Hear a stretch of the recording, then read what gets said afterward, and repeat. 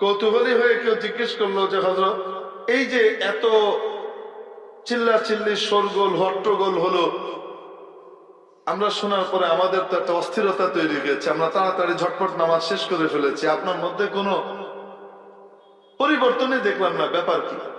শাইখুল আরব ওয়াল আজম কুতুবুল আলম শাইখুল ইসলাম সৈয়দ হুসাইন আহমদ মাদানী রহমাতুল্লাহ আলাইহি দেওবন্দ মাদ্রাসার শাইখুল হাদিস ছিলেন, সদরুল মুদাররিসিন ছিলেন, বহুত বড় আল্লাহর ওলি বুজুর্গ ছিলেন। একবার এক দলে ওনার জামাতের লোকজনের সাথে উনি অপেক্ষা করছেন এক স্টেশনে, ট্রেন আসবার অপেক্ষা। খবর নিলেন, জানলেন ট্রেন আসতে এখনো 20-25 মিনিট বাকি আছে। উনি বললেন, ভাই সময়টাকে কাজে লাগাই। উনি একটা জায়নামাজ বিছিয়ে কিবলামুখী হয়ে নামাজে দাঁড়িয়ে গেলেন। 2 রাকাত নামাজ পড়বেন, ট্রেন চলে আসলে তারপরে ট্রেনে উঠবেন। হযরতের দেখা দেখি যারা আছে তারাও নামাজ শুরু করলো, যে আমরাও নামাজ পড়ি, সময়টা কাজে লাগাই। এদিকে ট্রেন চলে এসেছে। ট্রেন যখন আসে আপনারা জানেন, ঘড় ঘড় আওয়াজ হয়, কত ভয়ঙ্কর আওয়াজ হয় না, কত জোরে আওয়াজ হয়, হুইসেল দেয়। ট্রেনের আওয়াজ শুনে ঝটপট সকলে যার যার নামাজ শেষ করে ফেলেছে। হযরতের এখনো 1 রাকাত হয়নি, এখনো নামাজে বহাল। ট্রেন এখানে দীর্ঘ সময় থেমেছে, কত যাত্রী নামলো, কত যাত্রী উঠলো, কত রকমের শোরগোল হলো, হইচই হলো। ট্রেন চলে যাওয়ার সময় হয়েছে, ছাড়ার সময় হয়ে গেছে। পিছন থেকে গার্ড বাঁশি দিয়েছে, সামনে থেকে সতর্কতামূলক হুইসেল বাজিয়েছে ইঞ্জিনিয়ার সাহেব, যেন সবাই উঠে পড়ে, যারা উঠার বা যারা নামার তারা নেমে যায়, যেন শেষ ঘোষণা আর কি। সব লোকজন যার যার মতো উঠে গেল। এখন হযরতের তো নামাজ শেষ হয় নাই, তো এনারা যায় কেমনে? এনারাও দাঁড়িয়ে আছে। আল্লাহর কি কুদরত, ট্রেন চলা শুরু হলো, চাকাটা 2-3 গড়ান দিয়ে আবার ট্রেন থেমে গেল কোনো কারণে।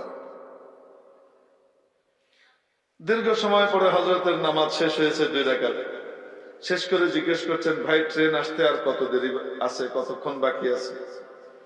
এরা বলে, হযরত ট্রেন তো বহুত আগে এসছে, এত আওয়াজ টাওয়াজ হয়েছে, ট্রেন থেমে থেকেছে, চলার সময় হয়ে গেছে, ছেড়ে যাবার সময় হয়েছে, চলেছেও 2-3 গড়ান দিয়ে, চাকাটা থেমে গেছে কেন জানি না। হযরত তাড়াতাড়ি উঠে সবাই মিলে ট্রেনের নিজেদের নির্ধারিত সিটে গিয়ে বসলেন। আল্লাহর কি কুদরত, বসার সাথে সাথে আবার ট্রেন চলা শুরু করেছে। কৌতূহলী হয়ে কেউ জিজ্ঞেস করলো যে হযরত,